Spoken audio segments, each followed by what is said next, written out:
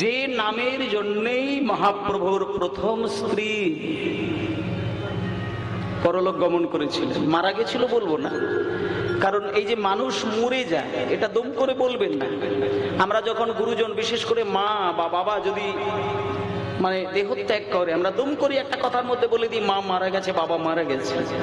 কিন্তু আমি আপনাদের আজকে থেকে বলে দিই, বিশেষ করে গুরুজনরা যখন পরলোক গমন করেন, মারা গেছেন শব্দটা বলবেন না। আপনি দেহ রেখেছেন বলতে পারেন, পরলোক গমন করেছেন বলতে পারেন, স্বর্গ প্রাপ্তি হয়েছে বলতে পারেন, কিন্তু মরে গেছে বলবেন না। এগুলো ব্যথা দেওয়ার কথা, কারণ মানুষ তো মানে মারা তো যায় না, মানুষের দেহের মরণ হয়, কিন্তু দেহের ভেতরে যে আত্মা এ ছিল, এ আছে, থাকবে। দেহটা হয়তো এখন আছে, 100 বছর পরে থাকবে, কিন্তু আত্মাটা ছিল, আছে, থাকবে। তাই এর মরণ হয় না, শুধু একটা জন্ম শেষ হয়েছে অন্য একটা জগতে যাবার জন্য। একটা বয়স্ক মানুষকে যদি কেউ বলে যে দাদু কি ঠাম্মা অনেক তো হলো, এবার কবে পটল তুলবে, কবে জগৎ ছাড়বে, দেখবেন দাদু বা ঠাম্মার ভেতর একটা ব্যথা এসে যায়, সঙ্গে সঙ্গে নাতিকে দম করে একটা বাজে কথাও বলে দেয়। কিন্তু সাধারণ মানুষ মৃত্যুর কথা শুনলে কষ্ট পায় বটে, কিন্তু যিনি পরম বৈষ্ণব, যিনি ত্যাগী বৈষ্ণব, যিনি এই মোহময় মায়ার সংসার ভালোবাসেন না, নিছক শুধু অভিনয় করে সংসারকে, আর ভালো যদি কাউকে বাঁচতে হয় সেটা একমাত্র গৌরের চরণে। এহেন মানুষের মৃত্যু মানে তাকে কাঁদায় না, তার একমাত্র প্রমাণ দিয়ে দিয়েছেন ক্ষুদিরাম বসু। তিনি যখন ফাঁসির মঞ্চে দাঁড়িয়েছিলেন, চোখ থেকে তার অশ্রু বিগলিত হয় না, তিনি জগৎকে নীরবে হাসতে হাসতে দেখিয়েছিলেন যে মানুষের যখন জন্ম হয় সেদিন মানুষ পাগলের মতন কাঁদে, সেই মানুষ যেদিনকে সংসারের ঘানির দড়িটা টানে, সেই সংসারের ঘানি টানতে টানতে টানতে টানতে সারাটা জীবন তার চোখ থেকে জল গড়িয়ে যায়। আর সব থেকে বড় দুঃখের বিষয়, এই সংসার জগতে যাকে আপনি বেশি ভালোবেসে আপন করে আপনার ভালোবাসার সম্পদ তাকে হারিয়ে দেবেন, তৈরি থাকবেন ভবিষ্যতে আপনাকে সেই বেশি যন্ত্রণা দেবে। আর এটা আপনি শেষের দিনে গিয়ে সহ্য করতে পারবেন না, নীরবে কিন্তু আপনি ঘরের কোণে বসে বসে কাঁদবেন। তাহলে আপনি কাকে ভালোবাসলেন? তাই জন্য বলছে, জন্মের সময় মানুষ কাঁদে, সংসার চালাতে গিয়ে কাঁদে, ভালোবাসার মানুষকে ভালোবাসতে গিয়ে প্রতিদানে ব্যথা পেয়ে মানুষ লুকিয়ে লুকিয়ে কাঁদে। আর যেদিন মরণ হবে, যেদিন আমি সবকিছু ছেড়ে আমার নিজস্ব বাড়ি আমার গোবিন্দের কাছে যাব, সেদিনও কি আমি কাঁদব? সেদিন কাঁদা কিন্তু উচিত নয়। কারণ একটা জিনিস জানার দরকার, যে এই বাড়িটা তো আমার আসল বাড়ি নয়, এটা তো আমার ওই দুদিনের জন্য শুধু অভিনয় করার জন্য, জোর করে কাউকে হাসি খুশি রাখার জন্য একটু মানে রস মিশিয়ে কথা বলা, কিন্তু এ তো আমার আসল বাড়ি না। আমার আসল বাড়ি কিন্তু গোলক।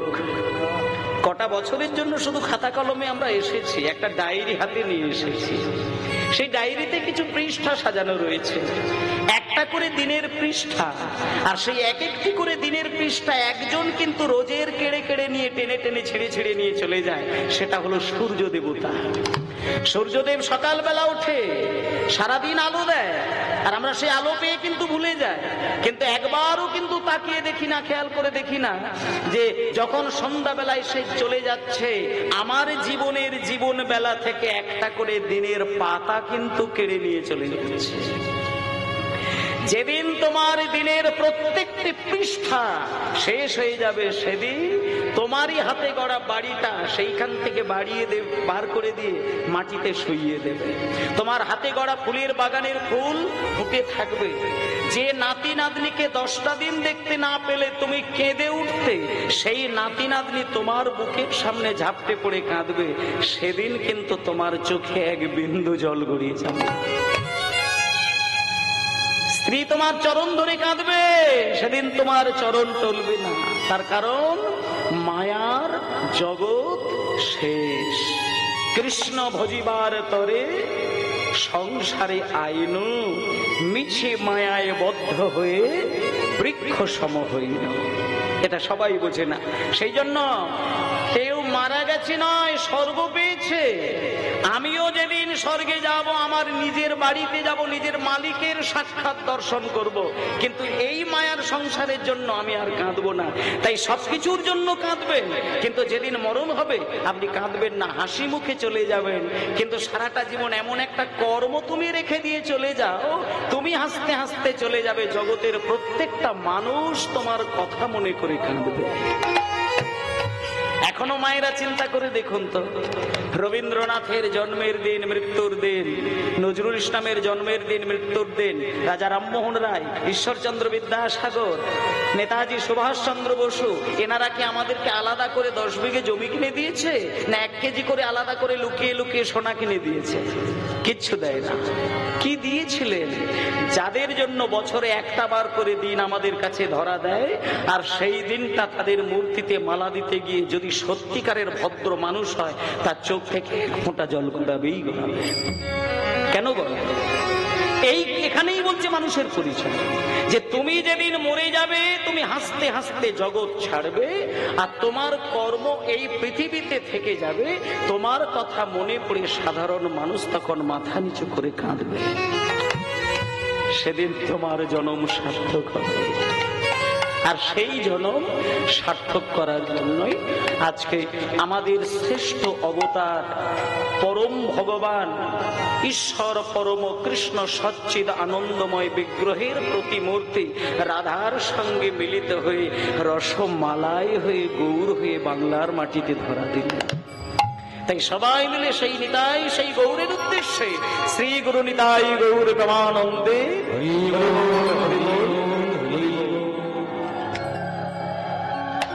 ভজ গৌরাঙ্গ,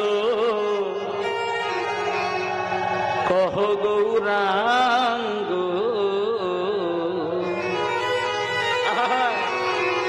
লহ গৌরাঙ্গের নাম রে।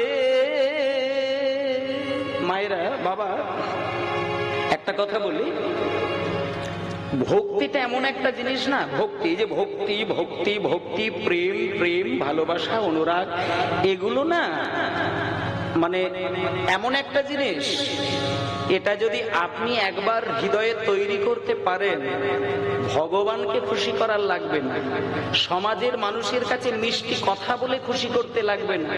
কেউ যদি একবার ভক্তির অধিকারী হয়ে যায়, তার জীবন যৌবন, তার সংসার সবকিছুটাই অমৃতের মতো মধুময় হয়ে যায়। একটা শিশু কথা বলতে পারে না, কিন্তু সমাজের মানুষ দেখলেই কোলে জড়িয়ে ধরে চুম্বন দেয়। কেন দেয়?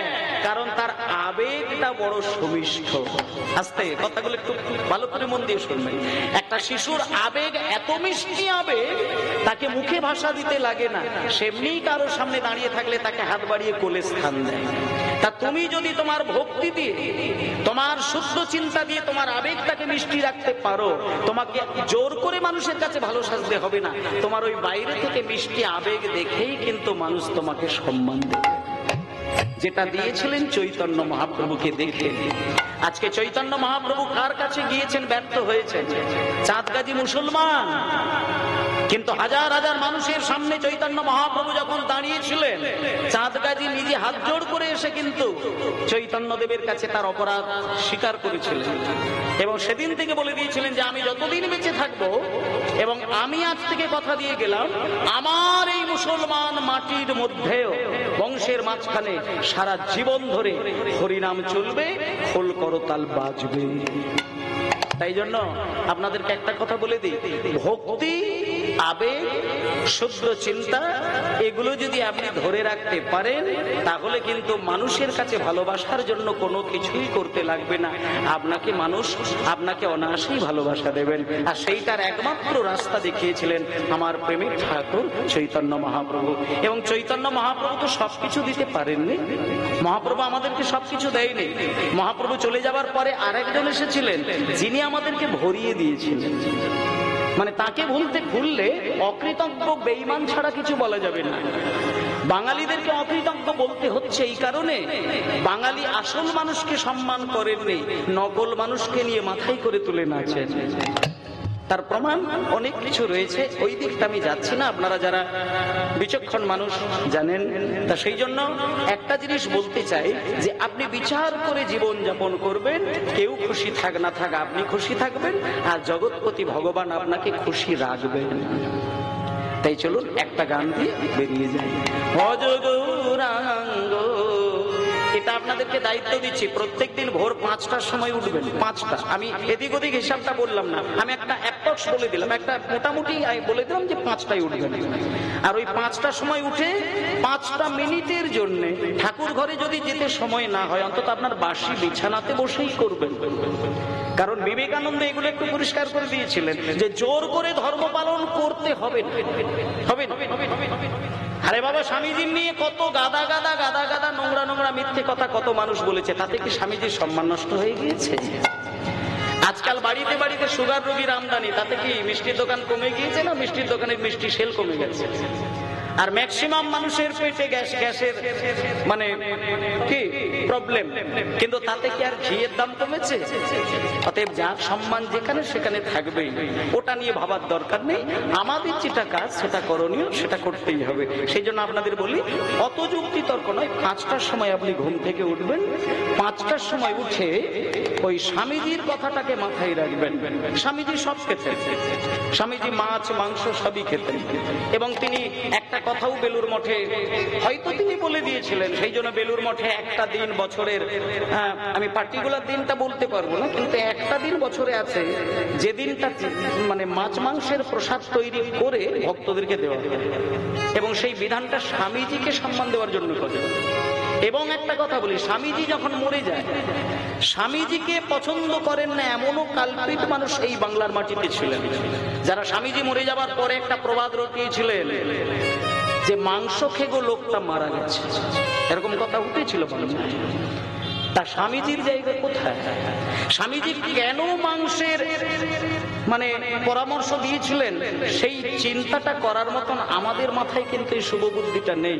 আমরা শুধু তার সাইড এফেক্ট গুলো চিন্তা করি, কিন্তু গুড এফেক্টটা আমরা ভালো করে চিন্তা করি না। কিন্তু যদি এটা বলা যায়, আজকে জোর করে যদি বলি ধর্ম পালন করো, আপনি 10 জনকে পালন করতে পারবেন, 90 জনকে কিন্তু গভীরভাবে ধর্ম পালন করতে পারবেন না। কিন্তু আপনি যদি তাদের মনের ইচ্ছাটাকে জাগিয়ে রেখে দিয়ে আপনি যদি বলেন যে তোরা সবই করে যা রে, শুধু সকাল দুপুর সন্ধ্যাবেলা একটুখানি ভগবানের নামটা করে যা, নাম করে যা, তোরা মাছ খাবি খা, মাংস ছাড়তে পারবি না খেয়ে যা, তুলসী মালা নিবি না দরকার নেই, সকাল বেলায় দুপুর বেলায় সন্ধ্যা বেলায় মাথা নত করে একটু ঈশ্বরের নাম করে যা। আর নামে যতটুকু ক্ষমতা রয়েছে তার বিগ্রহে কিন্তু তত ক্ষমতা নেই। রাধারানী বলে দিয়েছে যে কৃষ্ণ স্বয়ং যদি আমার সামনে দাঁড়িয়ে আমার সঙ্গে কথা বলে, আমি তার জয়ধ্বনি দেব একবার, কিন্তু কৃষ্ণ বেরিয়ে যাবার পরে তার নামের জয়ধ্বনি দেব 3 বার। প্রেমানন্দে হরিবোল। কেন বলেছেন?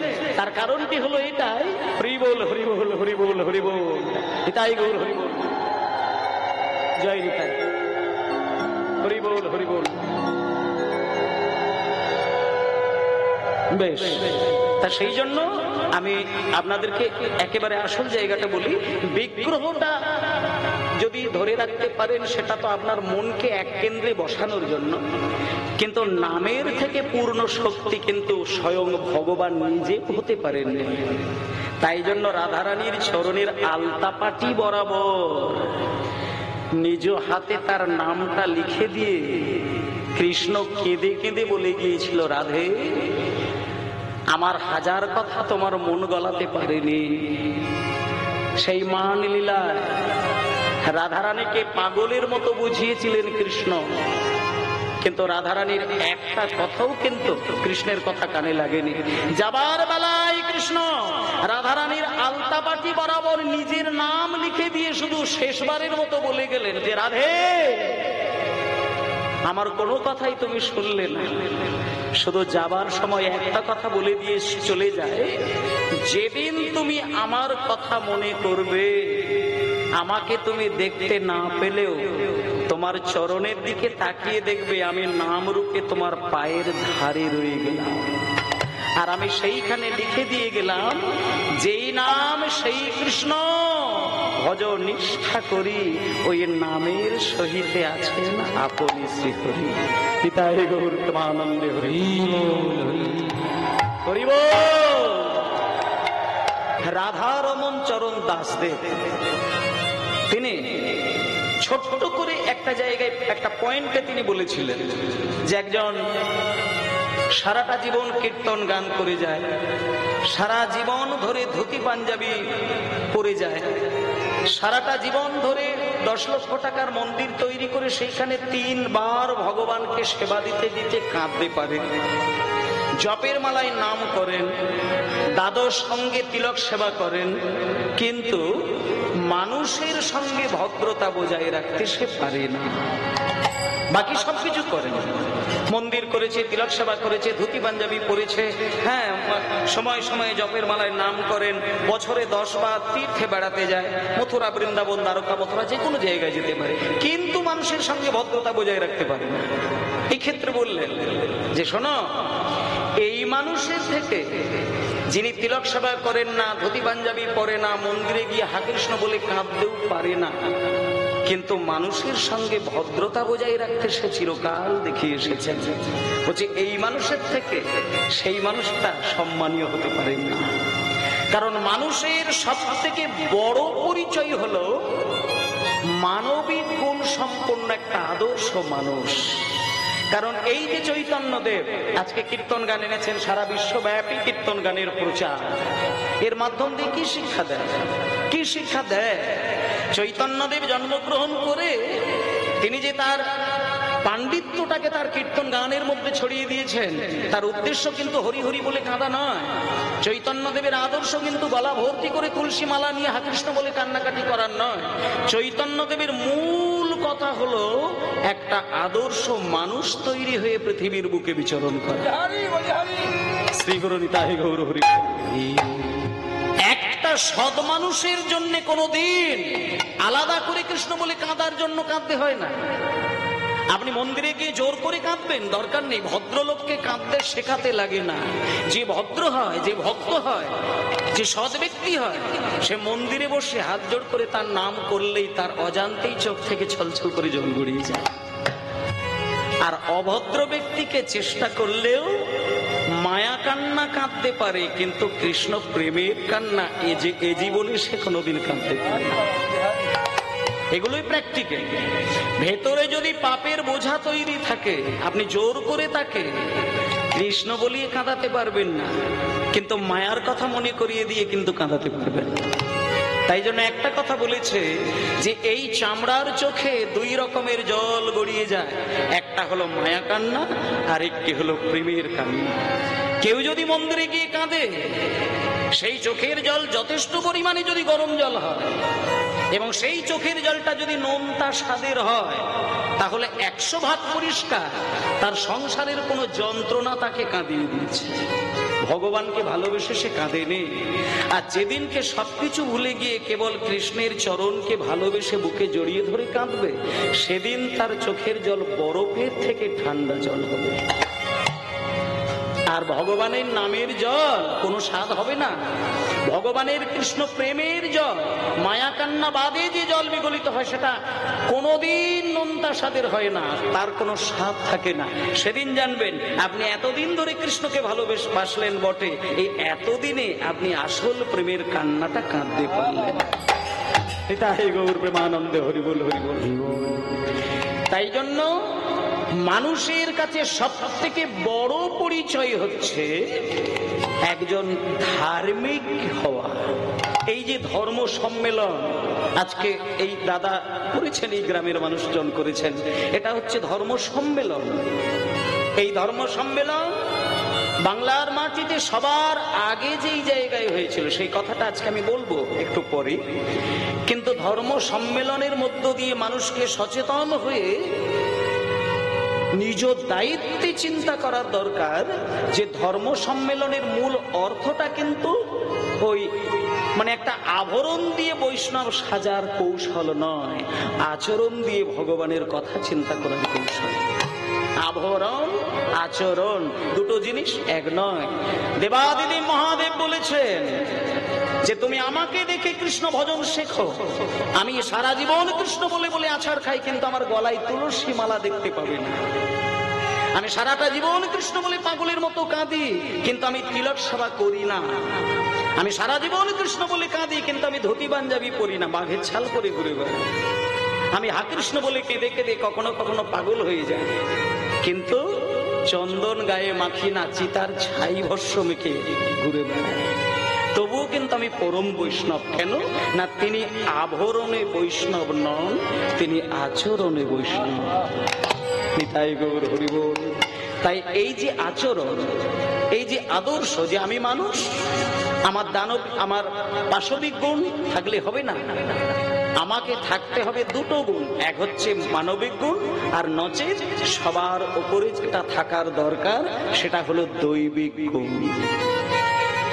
এখন কোনো মানুষের মধ্যে যদি দৈবিক গুণটা কোনোভাবেই না আসে, মানবিক গুণটা যদি কোনোভাবেই তার হৃদয়ে জেগে না ওঠে, বারবার যদি পাশবিক গুণটা জেগে ওঠে, তাহলে সেখানে সমাজ টিকতে পারে না, সমাজ তৈরি হতে পারে না।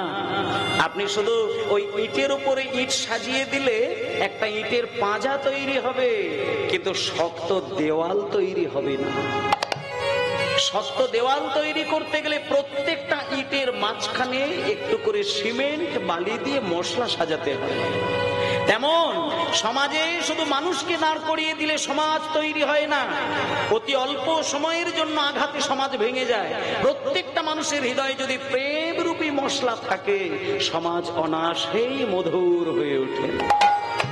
হরিবোল হরিবোল। আজকে সারা বাংলায়, সারা দেশ, সারা বিশ্বব্যাপী যে যন্ত্রণায় ভুগছে, কয়েকদিনের ঘটনা, সেই যন্ত্রণাটা শুধু একটা জিনিসের অভাবে, সেটা হলো মানবিক গুণ হৃদয়ের মধ্যে কিঞ্চিত লেশমাত্র তার নেই। তাই তিনি পশুর কাজ করতে গেলে বেশি নিজেকে আনন্দ বোধ করেন। কিন্তু যে ব্যক্তি মানবিক গুণ দিয়ে নিজের আনন্দটাকে বোঝেন, সে পশুর আচরণ নিজের মধ্যে আনতে পারেন না। আর যিনি দৈবিক গুণটাকে জাগিয়ে দেয়, সে তো নিজের সুখের কথাই ভুলে যায়। সে তো সমাজের মানুষের আনন্দ দেখলে পরে তবে সে নিজে আনন্দ পায়। দু ধরনের মানুষ থাকে। যে মানুষ তার মানবিক গুণটাকে জাগিয়ে রাখে, সে নিজের সুখের কথা আর সমাজের সুখের কথা দুটো দিকেই ব্যালেন্স করতে পারে। কিন্তু যে মানুষটা কেবলমাত্র দৈবিক গুণটাকে রক্ষা পেয়েছে, তাহলে দেখা যাবে সে নিজের কথা ভুলে গিয়ে সারাটা জীবন মানুষের কল্যাণের কথা চিন্তা করে। তাহলে এই যে চৈতন্যদেব, তিনি কি শিখিয়েছেন? তিনি একটা জিনিস শিখিয়েছেন, যে তোমরা দৈবিক গুণের অধিকারী হও আর সারা বিশ্বের মানুষকে পরমানন্দের সাগরে অনায়াসে ডুবিয়ে দাও। আর আজকের এই কীর্তন গানের একমাত্র মূল উদ্দেশ্য হচ্ছে একটু পরমানন্দের সাগরে আমি যদি নাও ভাসতে পারি, আমার মনটাকে সেই রসে ডোবাতে পারবো। মন আর বুদ্ধি এই দুটোকে যদি কেউ নিজ দায়িত্বে পরিচালনা করতে পারেন, আমি অন্তত গ্যারেন্টি দিয়ে বলতে পারি সেই মানুষ কোনোদিন অমানুষ হতে পারে। আর আপনি এই পৃথিবীতে জন্ম নেবার পর যত কিছু কালেকশন করেছেন, যা কিছু আপনি জীবনে সঞ্চয় করেছেন, সেটা আপনার ইন্দ্রিয়ের দ্বারা সঞ্চয় করেছেন, এর বাইরে কিন্তু ঘটেনি। আপনার চোখ, কান, জিহ্বা, এই পাঁচটা ইন্দ্রিয় ছিল বলে আপনি এত রাজত্ব তৈরি করেছেন। পাঁচটা ইন্দ্রিয় ছিল বলে আপনি একজন বিরাট ধনবান হয়ে দাঁড়িয়েছেন। কিন্তু এই পাঁচটা ইন্দ্রিয় যদি আপনার জাগ্রত না থাকতো, আপনি নিজের জীবনে নিজেই কিছুই করতে পারতেন না। তাহলে প্রাকৃত জগতের ধন সম্পত্তির মালিক পঞ্চ ইন্দ্রিয়কে খাটিয়ে দিয়ে তৈরি করলেন। কিন্তু চৈতন্যদেব বললেন যে এই পঞ্চ ইন্দ্রিয়কে এমন ভাবে তুমি কাজে লাগাও যেটা প্রাকৃত জগতের ধন সম্পত্তির মালিক নয়, অপ্রাকৃত জগতের ধন সম্পত্তির মালিক হতে পারবে। এটাই গৌর হরিবোল হরিবোল হরিবোল। তাই সবাই মিলে সেই অপ্রাকৃত ধন, সেটা পাবার জন্য ছোট্ট করে একটুখানি একটা গানের মধ্য দিয়ে অতি সংক্ষিপ্ত আকারে একজন ভক্তের ঘটনা মন দিয়ে শুনবো। কিন্তু একটা কথা আমি বলি, প্রথমেও বলবো শেষেও বলবো, যে কীর্তন গান নিছক একটা আনন্দ দেবার গান বাজনা নয়। কেউ যদি মনে মনে চিন্তা করেন যে কীর্তন শুনতে যাব মানে আমি একটু কীর্তনিয়ার ড্যান্স বা নাচ, কি একটু তাল, একটু সুরের মূর্ছনা, জাদু দেখার ইচ্ছে হয়, এগুলো থাকা ভালো। তবে কীর্তনের রসটাকে পদদলিত করে দিয়ে কিন্তু নাচ গানটা ভালো নয়। কীর্তনের একটা নিজস্ব রস আছে, সেই রসটাকে একেবারে পদদলিত করে দিলাম, দিয়ে আমি আমার মন গড়া কথা আর বাইরের কিছু তামসিক রাজসিক সুর সেটাকে মিশিয়ে দিয়ে চৈতন্যদেবের মাথায় আমি পা তুলে দিলাম। আমি বলে দিচ্ছি, এইভাবে কীর্তন গাওয়া আর কীর্তন শোনা দুটোই কিন্তু চরম সর্বনাশ। আজকে বাংলার মাটিতে তাই হচ্ছে। কীর্তন বাদ দিয়ে ধর্ম পালন করা, কীর্তন বাদ দিয়ে ভগবানকে আমার আরাধ্য দেবতা বলে মনে করা, আমার মনে হয় বর্তমানে কীর্তনের বাইরে অন্য কোনো পথ হতে পারে না। একমাত্র অতি অল্প সময়ের মধ্য দিয়ে ভগবানকে নিজের আপন করে বুকে জড়িয়ে ধরার একমাত্র সঙ্গীত আসন হলো কীর্তন গান। আর সেইখানে যাতা করলে হয় না। যাতা করলেও তার একটা মিনিমাম অন্তত প্রাচীর থাকবে, সেখান থেকে বেরিয়ে যাওয়া নয়। কিন্তু আজকাল আপনারা আমার থেকে অনেক বেশি ভালো জানেন, ইউটিউব খুললে আপনি নিজের বিচার বুদ্ধিটাকেই হারিয়ে ফেলবেন যে কোন কীর্তনটা আসল আর কোন কীর্তনটি নকল, আপনি নিজেই হারিয়ে ফেলবেন।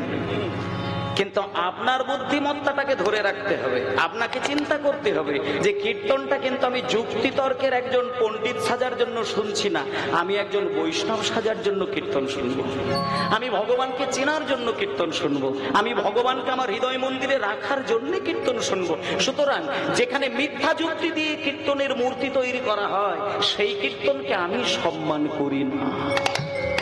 এটা আপনাদের দায়িত্বের মধ্যে থাকতে হবে। চলুন একটুখানি বেরিয়ে যাই। হরে কৃষ্ণ,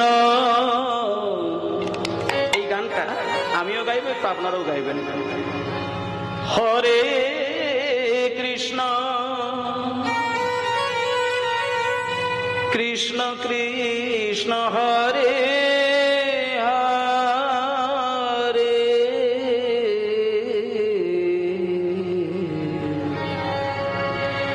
হরে রাম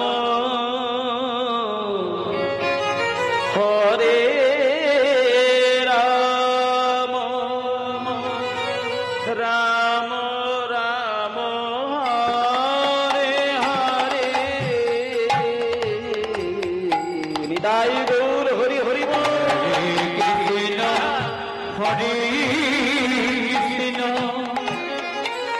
কৃষ্ণ কৃষ্ণ কৃষ্ণ হরে হরে হরে রাম হরে রাম রাম রাম হরে হরে হরে কৃষ্ণ হরে কৃষ্ণ। হরে কৃষ্ণ হরে কৃষ্ণ কৃষ্ণ কৃষ্ণ হরে হরে হরে রাম রাম রাম হরে হরে। আচ্ছা, একটুখানি সকলকে বলি, আমি কোনো গানটা গাইতে বলবো না, এই গানটা আপনাদেরকে একটু গাইতে বলবো। তবে তিন ভাবে ভগবানের গান করা যায়, চিন্তা করার নেই। ভগবানের নাম তিন রকম ভাবে করা যায়। উচ্চ স্বরেও করা যায়, ফিসফিস করেও করা যায়, মনে মনেও করা যায়। যেভাবেই তুমি করো না কেন, পূর্ণ মাত্রায় ভক্তি মিশিয়ে যদি করতে পারো, তাহলে তোমাকে চিন্তা করতে হবে না। তুমি তোমার তালপাতার ঘরের মধ্যেই থাকো, ব্রজধামে গিয়ে কাঁদতে হবে না। ওখান থেকে কৃষ্ণ নিজে ছুটে এসে তোমার হৃদয় দরজা ভেদ করে চরণ যুগল পারি। শুধু প্রেম, শুধু ভালোবাসা, শুধু বিশ্বাস। তাই আমি এই গানটা গাইব, একটু মনে মনে যদি পারেন, ছন্দে ছন্দে সুরে সুরে শুধু আপনাদের মনটা মিলিয়ে মিশিয়ে গানটা করবেন, মনে মনেই গাইবেন।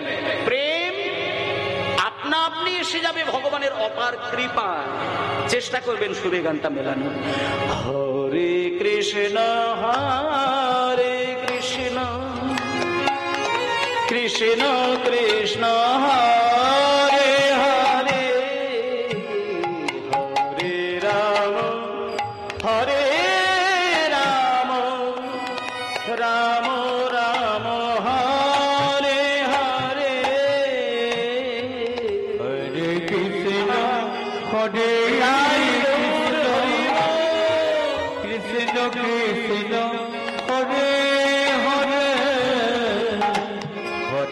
রাম হরে রাম রাম রাম হরে হরে হরে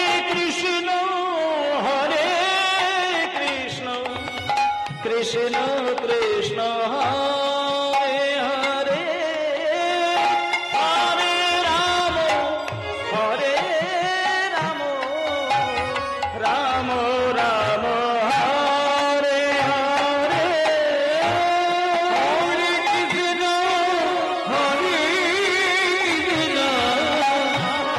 কৃষ্ণ কৃষ্ণ হরে হরে হরে রাম হরে রাম রাম হরে হরে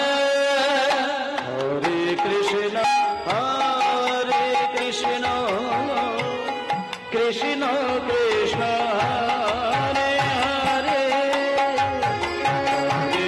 হরে রাম রাম রাম হরে হরে হরে কৃষ্ণ হরে হরি হরি কৃষ্ণ কৃষ্ণ হরে হরে হরে রাম হরে রাম রাম রাম হরে হরে কৃষ্ণ কৃষ্ণ কৃষ্ণ হরে হরে হরে রাম হরে রাম রাম রাম হরে হরে হরে কৃষ্ণ হরে কৃষ্ণ কৃষ্ণ কৃষ্ণ হরে হরে হরে রাম হরে রাম রাম রাম হরে হরে হরি বল হরি বল হরি বল হরি বল। এই নামের দ্বারা একটুখানি হৃদয়টাকে পরিষ্কার করে নিলাম। আচ্ছা, রিবাবটা একটু কম, রিবাবটা হালকা একটু কম কম, হ্যাঁ হ্যাঁ হ্যাঁ, রিবাবটা কমিয়ে দিলে ওটা কেটে যাবে। জয় নিতাই। তা সেই জন্য নাম একটু মনের মধ্যে বাজিয়ে দিলাম। এবার চলুন। ভজ গৌরাঙ্গ